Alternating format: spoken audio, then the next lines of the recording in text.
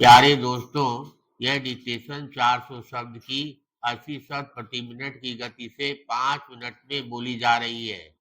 Ready start करते ही dictation शुरू हो जाएगी। Ready start.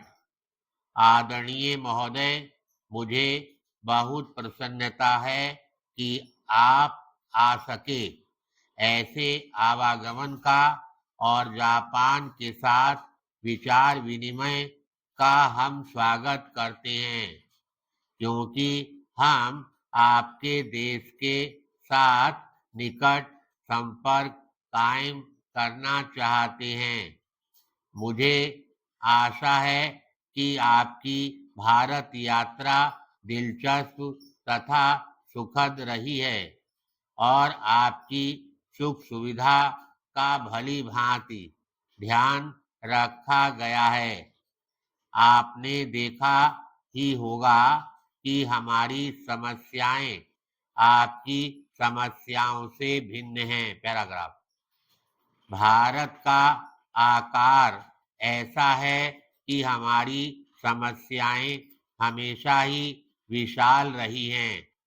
केवल समस्याओं का स्वरूप बदल जाता है।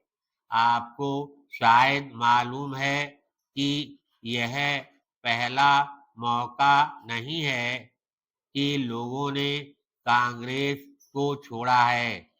वस्तुतः आज प्रमुख राजनीतिक दलों प्रजा सोशलिस्ट पार्टी, संयुक्त सोशलिस्ट पार्टी, स्वतंत्र पार्टी और कम्युनिस्ट पार्टी में भी ऐसे बहुत से लोग हैं जो पहले कांग्रेस में थे।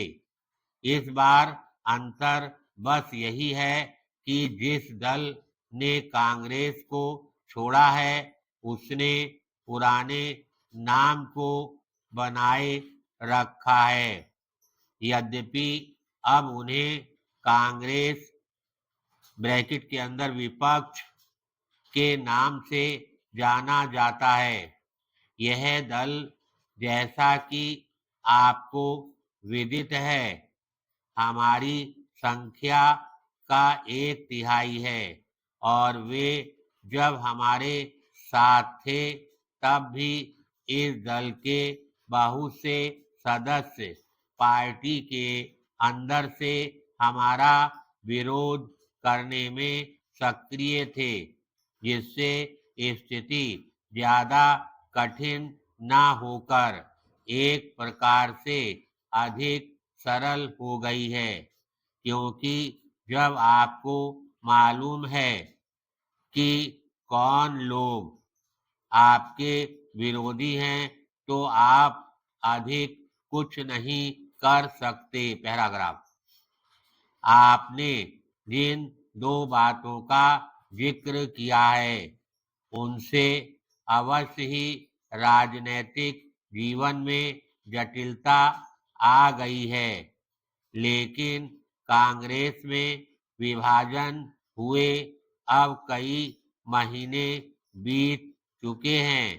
इससे वैसी कोई उथल पुथल नहीं हुई जिसकी आशंका कुछ लोगों को थी और जिसके लिए कुछ लोग आशा कर रहे थे। देश और कांग्रेस दोनों ही ने इस विभाजन को सहज भाव से लिया है। अभी पिछले सप्ताह ही हमें संसद में सरकार के शक्ति परीक्षण में भाग लेने का अवसर मिला। सरकार को मिलने वाले वोट उसके विरुद्ध मतों की अपेक्षा तिगुने थे। एक संशोधन पर सभी विपक्षी दलों, विपक्षी कांग्रेस ग्रुप तथा सभी अन्य विपक्षी दलों ने हमारे विरुद्ध मत दिए, फिर भी हमें स्पष्ट बहुमत मिला। अतिवादी कम्युनिस्टों की कुछ और ही कहानी है। हमारे यहाँ लोगों के कई ग्रुप हैं जो सत्ता को चुनौती देते हैं। धन्यवाद।